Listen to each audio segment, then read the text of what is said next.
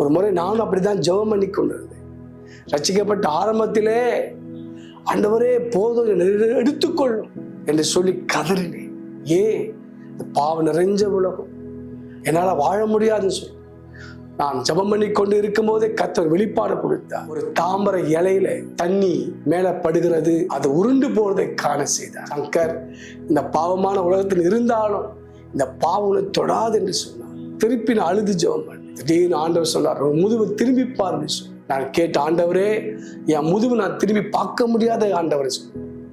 உன் முதுகு நீயே பார்க்க முடியாத போது உன் பாவத்தை என் முதுகு பின்னாடி நான் போட்டு இருக்கிறேன். நான் பார்க்காத பாவத்தை நீ பார்க்காதன்னு சொல்லி என் அன்புக்குரிய தொலைத்தார் என்ற வார்த்தை. இந்த உபவாசத்தை நீ பண்ண வேண்டிய நோக்கம் என்னவென்றால், இந்த அறிவு உங்களுக்குள்ள வரணும். என் பாவத்தை, அக்கிரமத்தை, எங்கள் பிதாக்கள் எல்லா அக்கிரமத்தையும் அவர் மன்னித்து தொலைத்து நிவர்த்தி செய்துட்டார்.